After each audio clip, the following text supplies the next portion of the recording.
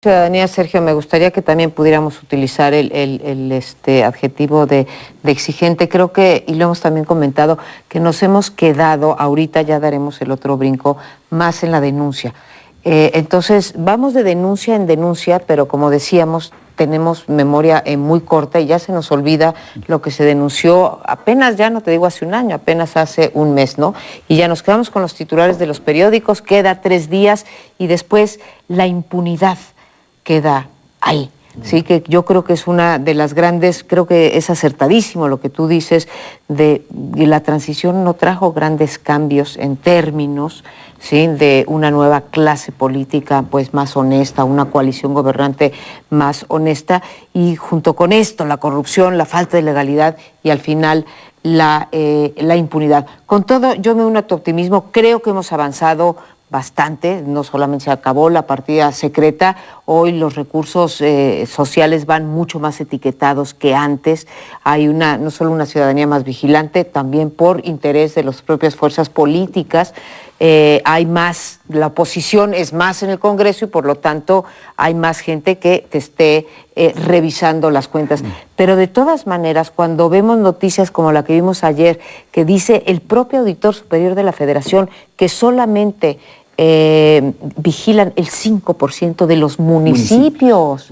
5%, y claro, si me dijeras, bueno, ese 5% son Nezahualcóyotl, Iztapalapa, los más poblados, ¿sí? Bueno, vaya y pase, pero no, ni siquiera sabemos cuál es. 5%. Estamos en el 2010, ¿sí? Y solamente el 5% de nuestros presidentes municipales son. Entonces, claro, Virreyes, no, yo querría hacerle una pregunta a Lorenzo, de verdad, porque no lo sé.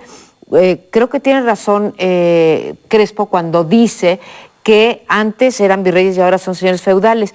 Ahora, como los gobernadores. Ahora, así como nuestros presidentes priistas decidían dejarles robar a ellos también, no solamente rendían cuentas ante el presidente, sino, decía, a ver, a ti te voy a dejar robar tanto y hasta cuánto y etcétera. Eso pasaba también, el rey decidía a quienes les dejaba también.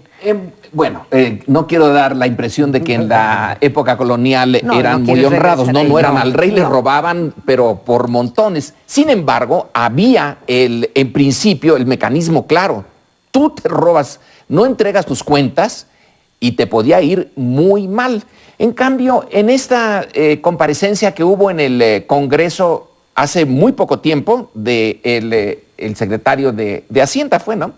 Y se le preguntó la sospecha de que no hay partida secreta, pero la sospecha de que el gobierno junta dinero en alguna parte, por ejemplo, lo que no gasta, aunque esté autorizado para gastar en un año, ¿en dónde está eso? Los subejercicios. Los subejercicios. Entonces le preguntó un priista, ¿dónde está?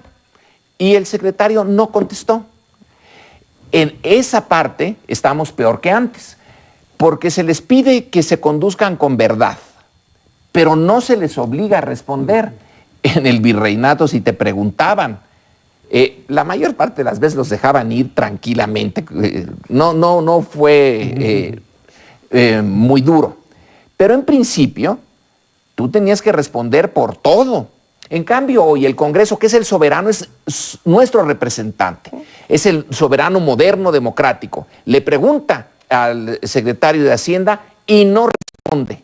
Y no hay forma, no hay alguna manera de torturarlo, de hacerle confesar, sacándole las uñas, dónde dejaron esos dineros. Se va tan tranquilo. Entonces hay realmente una falla en el mecanismo de exigencia de cuentas en este sistema que es democrático que tenemos. Hablaba Sergio de la responsabilidad de los gobiernos del PAN desde que asumieron el poder en el año 2000. Y yo creo que ahí sí hay un retroceso. Sin escatimar los avances en materia de transparencia y de mayor información y de mayor libertad de los medios de comunicación en general, que pueden ayudar por lo menos a la denuncia, sí creo que hay un retroceso respecto, no digamos de la colonia, o no tanto de la colonia, sino del régimen priista.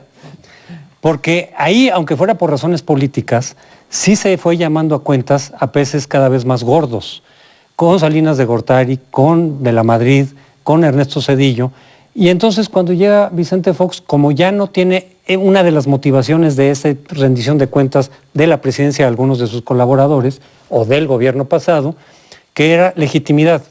Vicente Fox llegó con gran legitimidad electoral, y no se sintió motivado a llamar a ningún pez gordo a cuentas.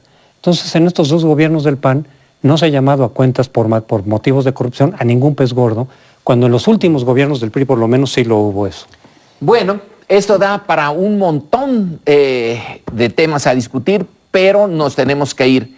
Recuerde, la semana entrante lo esperamos aquí, no nos vaya a fallar. Muy buenas noches.